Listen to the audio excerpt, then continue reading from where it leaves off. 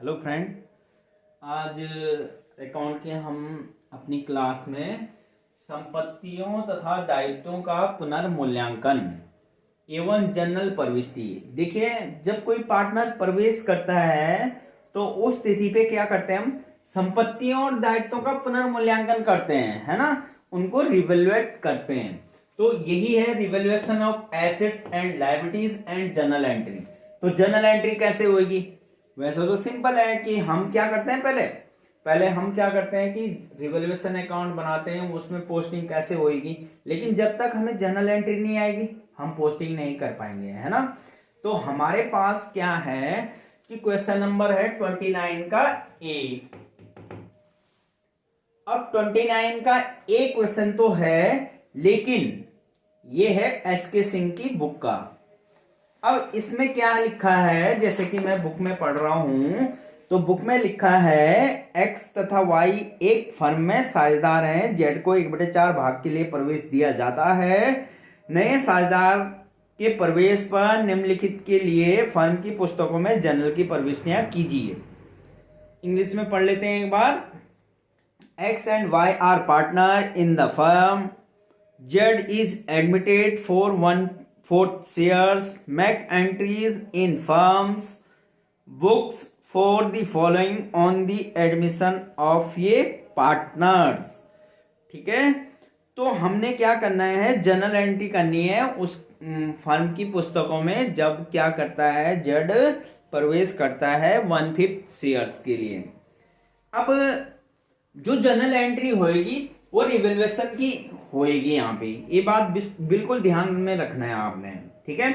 तो कुछ नियम है रिवेल्युएशन, वैसे आप एडमिशन चाहो या रिटायरमेंट चाहो, रिवेल्युएशन की एंट्री हर जगह होती है। तो कुछ रूल्स हैं इसके, अब देखते हैं। तो पहला पॉइंट है, अलिखित विनियोग का मूल्य 10,000 है। अनरिकॉर्डेड, अलिखित का मतलब होता है अनरिकॉर्डेड इन्वेस्टमेंट वर्थ ₹10,000, यानी कि ऐसा विनियोग है जो अब तक हमने लिखा नहीं है, अपनी पुस्तकों में नहीं लिखा है। तो 10,000 के, तो भाई 10,000 के विनियोग का मतलब है मेरी ऐसी एसेट्स है जो मैंने बैंक में क्या कर रखा है, पैसा जमा कर रखा है, लेकिन मैं भूल जाता हूं कि मुझे नहीं पता, लेकिन अब मुझे पता चल गया तो मेरा फायदा हुआ ना ये। तो ये मैं बाद में बताऊंगा कि कैसे करना है इसको। अलिखित लेनदार, यानी कि ऐसे लेनदार है जो मैंने रिकॉर्ड नहीं किया है, तो वो है 3,000 के। तो ऐसे लेनदार है भाई जो मैंने रिकॉर्ड नहीं किए हैं, वो 3,000 के हैं।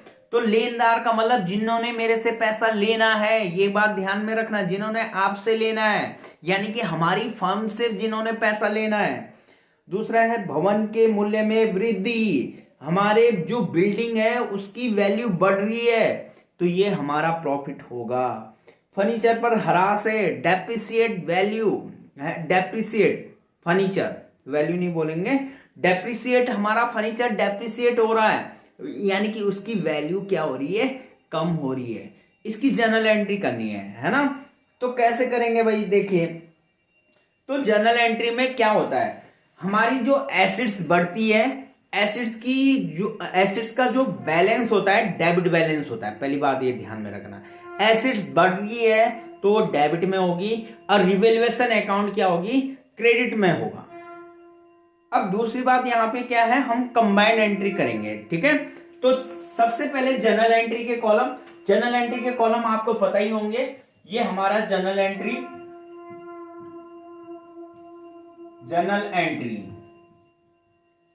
ठीक है। यहां पे जर्नल एंट्री के लिए जैसे हमने 11th की क्लास में कॉलम खींचे थे, सेम वैसी कॉलम खींचने हैं। तो ये जर्नल एंट्री के कॉलम है, और इधर हमारे पास डेट नहीं है, तो डेट की जगह हम सीरियल नंबर लिख सकते हैं। इधर हम लिखेंगे सीरियल नंबर, SN लिख दिया हमने। इधर ये हमारा पर्टिकुलर है, पर्टिकुलर हो गया। इधर हमारा ये जर्नल एंट्री है, LF का कॉलम बनेगा, इसे केवल शो करना है हमने, तो छोटा भी बन सकता है, यहाँ पे थोड़ा सा बड़ा दिख रहा होगा आपको। ये अमाउंट है हमारी, लेकिन अमाउंट है डेबिट की, ये भी अमाउंट है हमारी, लेकिन अमाउंट है क्रेडिट की। ठीक है, अगर पहली एंट्री की ओर चलते हैं तो क्वेश्चन में बोला है अलिखित विनियोग का मूल्य 10,000 रुपए। देखो अलिखित विनियोग, विनियोग हमारी संपत्ति है, अब तक नहीं लिखा था, अब मेरे को याद आ गया कि हाँ भाई मेरे उस बैंक में पैसे थे, इन्वेस्टमेंट किया था ना मैंने, उस कंपनी में मैंने इतने शेयर्स खरीदे थे, इन्वेस्ट किया था, अब आया मेरे को याद। तो यानी कि अलिखित का मतलब अब तक नहीं लिखा था, अनरिकॉर्डेड था। अनरिकॉर्डेड का मतलब रिकॉर्ड में नहीं लिखा था, अब मैं लिखूंगा उसे। तो मेरी एसेट्स क्या हो रही है, बढ़ रही है। एसेट्स का बैलेंस होता है डेबिट, तो यहां पे लिखूंगा investment account debit, investment account debit. Investment विनियोग होता है भाई। ठीक है, अब वैसे तो मैंने लिख दिया इसे, अब मैं देखूंगा कोई और एसेट तो नहीं बढ़ रही है मेरी। तो ये कह रहे हैं अलिखित लेन, भवन के मूल्य में वृद्धि। देखो मेरी बिल्डिंग बढ़ रही है तो मेरे को फायदा हो रहा है ना, बिल्डिंग बढ़ रही है। ये था अलिखित इन्वेस्टमेंट, ये भी बढ़ा तो मैंने डेबिट में किया। बिल्डिंग बढ़ी तो मैं, क्योंकि इन्वेस्टमेंट नहीं लिखा था ना तो बढ़ गया भाई ये। अब बिल्डिंग भी बढ़ रही है तो कंबाइंड एंट्री कर रहे हैं हम यहां पे, तो बिल्डिंग अकाउंट डेबिट। ठीक है, और तो मुझे कुछ नहीं लग रहा है इसमें कि, और तो सब लॉसेस है। अब 2 यहां पे रिवैल्यूएशन हो रहा है संपत्ति और पुनर्मूल्यांकन का, क्योंकि नया पार्टनर आ रहा है। आज की डेट पर मैं अपनी संपत्ति और दायित्व, लायबिलिटीज एंड एसेट्स का रिवैल्यूएट कर रहा हूं, तो यहां पे लिख दूंगा to revaluation account, to revaluation account, पुनर्मूल्यांकन खाता लिख दिया। ठीक है, बीइंग। अब मैं वैसे अगर मैं, आपके पास किसी पोस्ट ऑफिस में आपकी पासबुक है, आप भूल गए कि नहीं है लेकिन अब बड़ी है ना, तो अगर आपकी किसी बैंक में, पोस्ट ऑफिस में कोई पैसा है तो वो आपकी पूंजी है। पूंजी है का मतलब वो आपकी एसेट्स है, कल के दिन उसकी वैल्यू बढ़ेगी बढ़ेगी। तो ये सब बड़े हैं कि नहीं बड़े, इसका इन्वेस्टमेंट का मेरे को पता नहीं था, अलिखित था। बिल्डिंग मेरी बड़ी है तो मैं यहाँ पे नरेशन में लिख दूंगा बीइंग इंक्रीज। इंक्रीज का मतलब होता है बढ़ना, being increase value, value of both assets, both assets. अब देखो बोथ का मतलब ये दोनों हो गए हैं भाई। इन्वेस्टमेंट नहीं लिखना चाहता मैं, इतना नहीं लिखना चाहता हूं, बिल्डिंग भी नहीं लिखना चाहता हूं, क्योंकि हमारे पास टाइम कम है, अब पेपर हमने बहुत जल्दी सॉल्व करना है, तो इसलिए लिख दिया being increase value of both assets. अब अलिखित विनियोग, अनरिकॉर्डेड इन्वेस्टमेंट कितने से थे, वो थे 10,000 से। कितने से थे, 10,000। और जो हमारी बिल्डिंग बढ़ी है, बिल्डिंग बढ़ी है हमारी, भवन में के मूल्य में वृद्धि 12,000, तो 12,000 से मैंने ये बिल्डिंग बढ़ा दी है, इसलिए रिवैल्यूएशन अकाउंट बढ़ गया कितने से, 22,000 से। 12 10 22, डेबिट क्रेडिट बराबर, यही है डबल एंट्री सिस्टम। इसके बाद देखिए आगे चलते हैं तो लिखा है अलिखित लेनदार। लेनदार का मतलब ऐसे लेनदार जिन्होंने मेरे से पैसे लेने, लेनदार वो व्यक्ति है जिन्होंने मेरे से पैसे लेने, जिन्होंने फर्म से पैसे लेने। फर्म हम हैं, आप हो फर्म।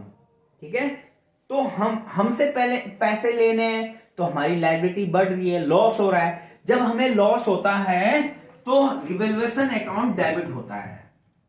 रिवैल्यूएशन अकाउंट क्या होता है, debit. Revaluation account debit, loss हुआ ना हमें, तो इसलिए रिवैल्यूएशन अकाउंट डेबिट। अब लेनदार बढ़ रहे हैं तो 2 लिख देंगे क्रेडिटर्स अकाउंट, लेनदार। जब भी हमें प्रॉफिट होगा तो रिवैल्यूएशन अकाउंट क्रेडिट, और जिससे प्रॉफिट हो रहा है उसका नाम डेबिट में। इनसे प्रॉफिट हुआ था तो इनका नाम डेबिट में है, अब इनसे लॉस हुआ था क्रेडिटर्स क्रेडिट में, रिवैल्यूएशन अकाउंट डेबिट में। इसके बाद है फर्नीचर पे हरास। मेरा फर्नीचर है, मेरी फर्नीचर की कंपनी है, लेकिन मेरे फर्नीचर क्या है, ओल्ड हो गए हैं, अब मॉडर्न कॉन्सेप्ट आ गया है, अलग अलग फर्नीचर चल रहे हैं, तो मेरी फर्नीचर की वैल्यू क्या हो रही है, कम हो रही है। कम का मतलब उसकी वैल्यू घट रही है, घट रही का मतलब डेप्रिसिएशन। तो फर्नीचर की वैल्यू डेप्रिसिएट हो रही है, तो जहां पे भी हमें लॉस होता है रिवैल्यूएशन अकाउंट डेबिट, वो एसेट्स क्रेडिट। जैसे लेनदार बढ़ रहे थे तो मेरा लॉस हो रहा था भाई, तो लॉस हो रहा था, रिवैल्यूएशन अकाउंट डेबिट। तो कंबाइंड एंट्री हो रही है टू फर्नीचर अकाउंट। तो क्या लिख दिया यहां पे, फर्नीचर अकाउंट। यहां पे लिख देंगे बीइंग। अब देखिए यहां पे फर्नीचर और क्रेडिटर्स में अंतर है। क्रेडिटर्स हमारे जिन्होंने पैसा लेना है, लॉस है, तो ये इंक्रीज हो रहे हैं तो लॉस हो रहा है। तो being increase value of creditors, loss हो रहा है भाई। क्रेडिटर्स लेने वाले व्यक्ति ज्यादा हो रहे हैं, पैसे लेने हैं लोगों ने मेरे से, पहले 2 लेने थे अब 5,000 लेने हैं, तो increase value of creditors and decrease, ठीक है। तो डिक्रीज वैल्यू यहां पे डिक्रीज वैल्यू जो हो रही है वो फर्नीचर की हो रही है। डिक्रीज वैल्यू ऑफ फर्नीचर, तो ये एंट्री होगी हमारी, है ना। अब सिंपल है। तो क्रेडिटर्स देखिए, क्रेडिटर्स हमारे क्या हो रहे थे, अनरिकॉर्डेड क्रेडिटर्स, अलिखित लेनदार, अनरिकॉर्डेड मतलब अब तक रिकॉर्ड में नहीं थे, वो थे हमारे 3,000 के। तो क्रेडिटर्स में क्रेडिट साइड लिख दिया हमने 3,000 पे। जिधर ज्यादा आइटम होंगे उधर लिखिए पहले वैल्यू। और फर्नीचर जो है हमारा, फर्नीचर का मूल्य कम हो रहा था 1,000 रुपए से, तो 1,000 रुपए से हमारा ये फर्नीचर का मूल्य कम हो रहा था। तो टोटल रिवैल्यूएशन कितना आ गया डेबिट में, 4,000। कितना आ गया हमारा, 4,000 रुपए। अब सुनो, मैं आपको शॉर्टकट बता रहा हूं। शॉर्टकट क्या बता रहा हूं कि यहां पे ये बात ध्यान में रखनी है। वैसे तो जितनी एंट्री रिवैल्यूएशन की हो जाएगी उनसे एक एंट्री निकल के आती है।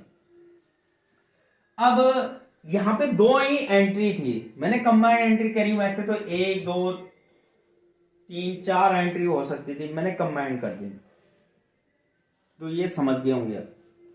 एक एंट्री इनसे प्रॉफिट और लॉस की निकलती है। अब प्रॉफिट, आप बोलोगे प्रॉफिट एंड लॉस की कैसे निकलती है, तो भाई प्रॉफिट एंड लॉस की कैसे निकलती है, वो ऐसे निकलती है, किसी भी अकाउंट का क्रेडिट बैलेंस ज्यादा होता है तो प्रॉफिट होता है ना। तो हमने क्या करना है, हम तो रिवैल्यूएशन कर रहे हैं, तो यहाँ पे रिवैल्यूएशन क्रेडिट में कितना है, तो रिवैल्यूएशन अकाउंट RE लिखा है मैंने शॉर्ट में रिवैल्यूएशन के लिए। तो रिवैल्यूएशन अकाउंट क्रेडिट में है भाई 22,000। कितने से है, 22,000 रुपए से है। कितने से, 22,000 रुपए से है। और डेबिट में कितने से, DR यहां पे आपको दिख नहीं रहा होगा तो मैं इधर लिख लेता हूं, फिर आप देख लेना यहाँ पे, है ना, इस साइड में। तो रिवैल्यूएशन अकाउंट, RE लिखा है मैंने, तो ये क्रेडिट में जो है 22,000 से है। क्रेडिट में कितने से है, 22,000 से है, देखिए। और डेबिट में भी है रिवैल्यूएशन अकाउंट, डेबिट में भी है। डेबिट में देखिए ये है, डेबिट में कितना से है, 4,000। तो क्या करते हैं, ये डेबिट की अमाउंट को माइनस कर देते हैं। 22 में से 4 गए तो कितना बचा, 18,000 रुपए। ये 18,000 रुपए किसकी वैल्यू ज्यादा होगी, क्रेडिट की। तो क्रेडिट की वैल्यू ज्यादा है क्योंकि क्रेडिट में कितना था, 22,000, और डेबिट में कितना था, 4,000, 18,000। इसका मतलब ये है कि 18,000 का क्या हुआ है, प्रॉफिट हुआ है। अब तो कैसे करेंगे इसे, तो यहां पे एक एंट्री होगी, यहां पे क्या होगी, एक एंट्री होगी, उसके बारे में मैं यहां पे एक एंट्री करेंगे, तो उसे ध्यान से देखना और सही से समझना कि कैसे करेंगे, ठीक है। तो इसमें, तो यहां पे जो जितनी भी रिवैल्यूएशन की एंट्री होगी उससे तीसरी एंट्री निकल के आएगी, वो प्रॉफिट गेन है। जैसे मैंने अभी बताया था कि रिवैल्यूएशन क्रेडिट में 22,000 है और डेबिट में क्या है, 4,000। रिवैल्यूएशन की क्या है कि क्रेडिट की वैल्यू ज्यादा है, डेबिट की वैल्यू कम है, क्योंकि क्रेडिट में 22,000, डेबिट में 4,000। इसका मतलब प्रॉफिट है, किसी भी अकाउंट का क्रेडिट का टोटल ज्यादा हो तो प्रॉफिट है। जब प्रॉफिट को बांटेंगे हम तो यहां पे हमारी तीसरी एंट्री होगी revaluation account debit. Revaluation account debit, किसी भी अकाउंट का प्रॉफिट हो, रिवैल्यूएशन अकाउंट का प्रॉफिट है इसलिए रिवैल्यूएशन अकाउंट डेबिट और टू ओल्ड पार्टनर को दिया जाएगा, और ओल्ड पार्टनर है यहां पे एक्स और वाई, तो लिख देंगे टू एक्स, एक्सेस लिखना पड़ेगा, एक्स का अपोस्ट्रोफ एस लगाते हैं, एक्स कैपिटल अकाउंट, शॉर्ट में सीएपी लिख सकते हैं हम कैपिटल को, और to Y's capital account, to Y's capital account. Narration लिख देंगे बीइंग प्रॉफिट ऑन